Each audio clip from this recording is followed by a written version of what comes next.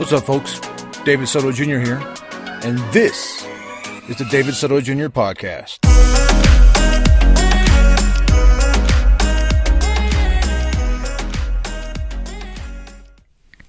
What's up, folks? Welcome to episode 61 of the David Soto Jr. podcast. I'm your host, David Soto Jr. And today I want to talk about my health. As an update, I talked about it in on my comeback episode. I guess that was episode 56 when I talked about where I've been. I mentioned how I had some blood work and some tests and possible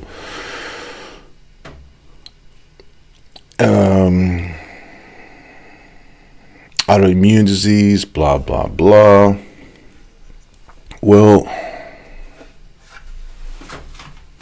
I don't have an autoimmune disease. The test, the ANA, I believe, is an indicator, right? So it's an indicator of an autoimmune disease. Which one, they don't know, but that kind of tells you, hey, we need to take some tests. And we need to see specifically which of the possible autoimmune diseases an individual who tests positive has for ANA. I believe it's ANA. I don't care if I'm wrong right now at this point. So I went to see a rheumatologist, drew a lot of blood, took a lot of tests, and nothing came back positive. The only thing that came back positive was another ANA test. So if I have an autoimmune disease, it's not identified. It's not, I don't know. Maybe it doesn't exist. But the interesting thing is the doctor put me on an anti-inflammatory, which I don't like to be on. But I was feeling pretty bad. So probably when I recorded that, May 9th.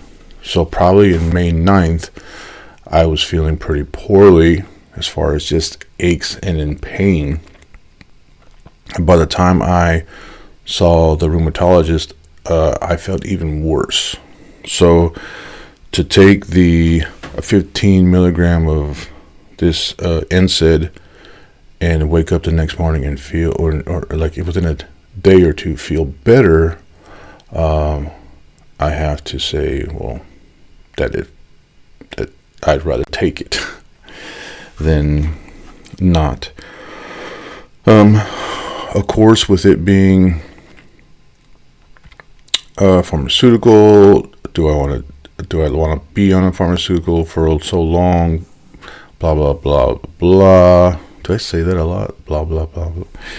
I just don't think that.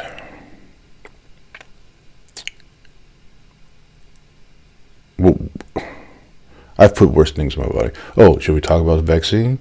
Anyways, but here's the thing. If there's no sign of inflammation, they even did a scan of my joints, and there is some buildup, but it could be, it's minor, it's nothing severe. There's a buildup of tissue, yet there's no inflammatory indicators that's what's causing the buildup. So that it's almost as if they don't know what it's from. Maybe it's from popping my knuckles. Maybe it's from being a rock climber. But there's extra tissue there, but there's no inflammation that shows that would be the cause.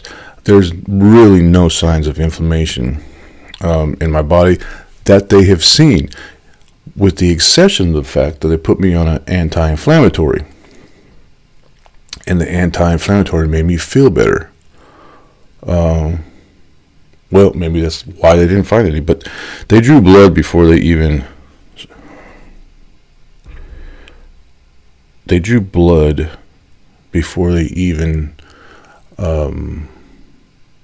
before I even started the meds. They drew blood my first day, and then I didn't start the meds until a few days later. So it can't be that. Maybe they didn't. That the ultrasound was a week later, and I had been on the meds. Maybe that's why I didn't see any inflammation. I don't know, but it's curious. So the curious part about my health right now is that I'm feeling better, almost to the point where I feel like I want to exercise. Like I'm considering. I want to, of all things, I feel like I want to lift weights, which is not something I normally do. I do body weight exercises usually, but I just feel like I need a jump start. I want to do some deadlifts. I want to do some bench press. I just want to do some slow, active weight training, resistance training. And I wouldn't feel that way if I felt completely horrible. So that's good. It's making progress. But again, why is that NSAID working when I have no signs of inflammation? That's the curious part. On to other news, and I wonder if my sun is up. I got kind of a late start. My weight loss journey has come to a halt or a reversal. Part of it is due to feeling bad, but more specifically, and this is what's important that I want to talk about. Why I want to talk about it is, after several months of being on a ketogenic diet, a low carb diet, and making things like rice for dinner for who and the baby, and making potatoes and doing all this stuff. Who has started to take over making dinner now. That's a little easier with our youngest at 6 months. Things are a little easier now. But I was coming home and making dinner, and I was giving them their starches and not taking part at all. Not even tempted. It was really hard to make sure that something was cooked good enough, a piece of pasta or something was cooked good enough, and not eat it. But I would literally put it in my mouth, bite it, see that it was done, and then spit it out. And I was able to do this because of my cravings were under control. Just like anything else, you give up tobacco or any other drug, once it's out of your system, your cravings will be diminished tremendously. Now, psychologically, you'll want it, but physiologically, you won't. Those cravings won't be there once it's done and completely out of your system. It's fighting through those cravings is what the hard part is. So, what happened is I got those cravings back. And as we all know, if anyone has struggled with their weight or dieting or watching what they eat, once you get those cravings, it's almost impossible. And it's willpower has been proven or said or written about.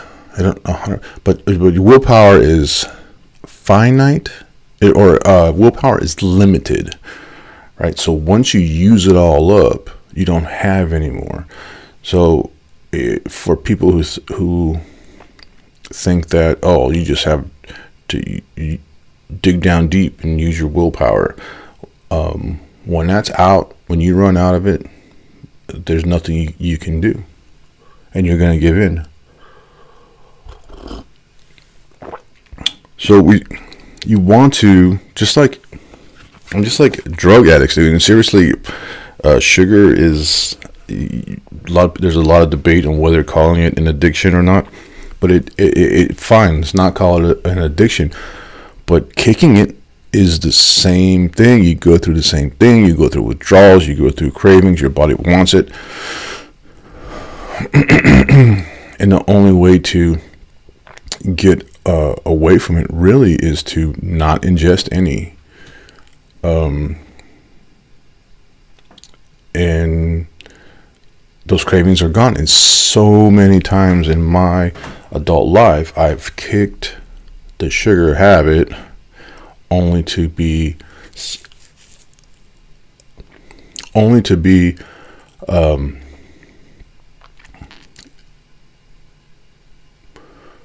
what's the word? Why am I having such a hard time thinking? Something is not right with my brain. Not enough fat in my diet. The only way to get back on the sugar habit for this, for sake of conversation, or any habit, but I have been kicked off or kicked back. Oh my gosh! I'm trying to be a broadcaster and look at me. The only way that I have gone from losing my sugar battle was because I was surprisingly introduced to something that reinstated my cravings.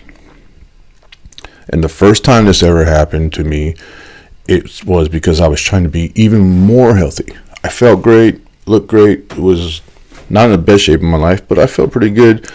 And I wanted to continue to be healthy and develop healthy habits. So I bought a juicer and started juicing, thinking that I was going to be introducing a bunch of super great nutrients into my body, which juicing is a great way to do that.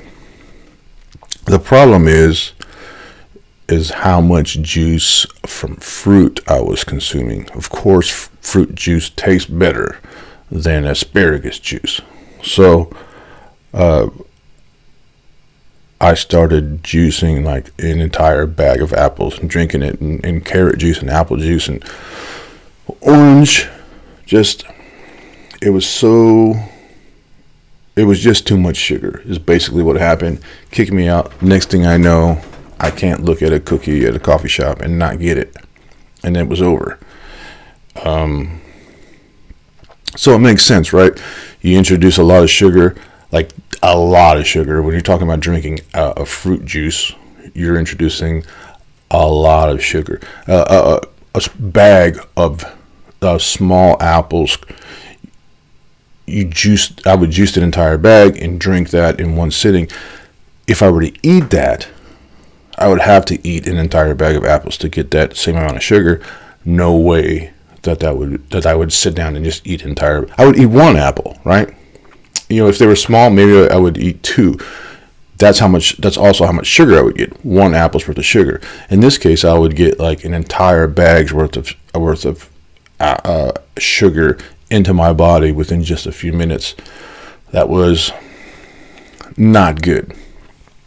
I tell that story so that I can tell this one. How did I get kicked off of my how did I bring back my sugar cravings? In this case, in this instance, the most recent, and this is more interesting. Sugar makes sense. You drink a lot of sugar, then your body's like, yeah, give me more. How did I all of a sudden lose my ability to fight sugar cravings or not have these sugar cravings? I'll tell you that it's this. I'll tell you one thing, is I did not eat a bunch of sugar. I stayed very low carb. And even through the weekends when it was hard, there was a pizza here and there, or maybe some Rice Krispie treats here and there, but it was so far and few between and under control that it did not bring my sugar cravings back to the point where I didn't have enough willpower to battle them. So what was it? What was it that brought back my sugar cravings, kicked me off my keto journey, and inevitably you started bringing weight back on.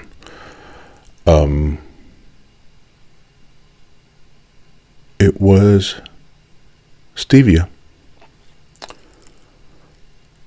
And stevia is not something that I would consume in general anyway.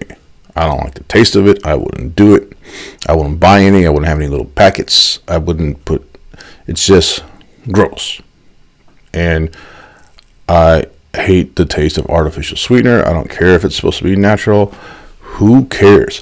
My point is this: for the second time in recent years, I have been doing well on a ketogenic low carb diet, and all of a sudden I kick myself off of it, not by consuming sugar or carbs, but by consuming something sweet, and in this case, sweetened with stevia. Now, I don't know how it affects my blood sugar. It may still be good for you if you're diabetic. Goddamn gnats. It's gnat season.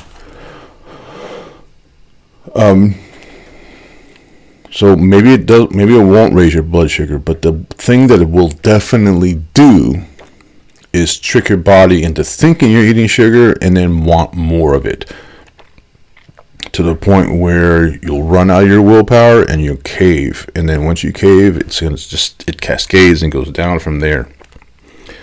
How did this happen? Twice now.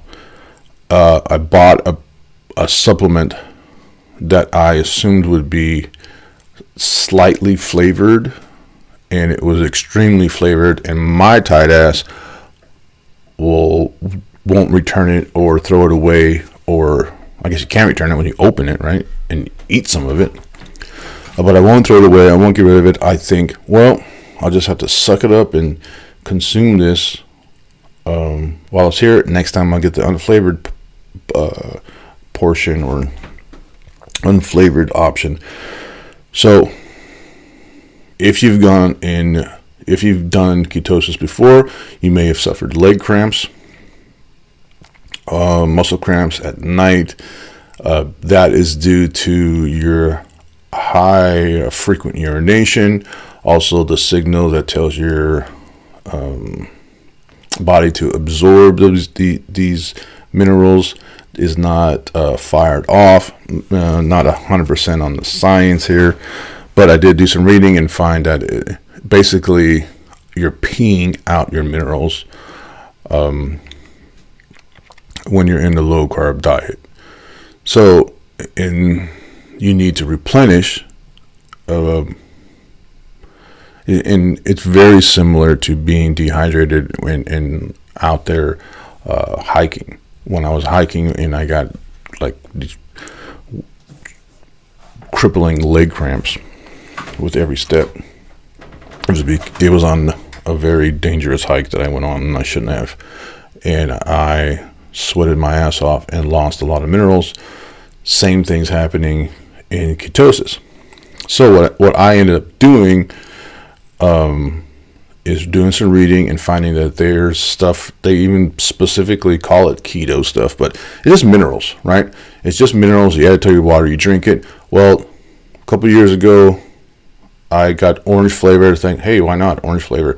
Didn't know that it was sweetened with stevia. I was like, well, shit, I'm going to drink this anyways. And that was the end of my low carb dieting at that time. This time it was bone broth protein, vanilla flavored bone broth protein. As soon as I opened it up, I was like, man, this smells sweet. And I turned and I looked, and it was stevia, sweetened. And I was like, well, I'll put it in my coffee. It'll be all right. Well, that stuff was pretty dang delicious. And I went through the whole thing. Of course, I replaced it with unflavored, but by that time it was too late. Next thing I know, I'm back on eating stuff that I, as a possible future diabetic, should not be eating. And that's where I'm at now. I have to start over again, which is not a big deal. I'm not disappointed. I'm not butthurt. I'm not going to cry about it. It happens. And now I know why. But I feel with feeling better this time, not hurting so much, I'll be able to get some movement in, get some walks in, get some hiking in, along with jumping back on the low carb.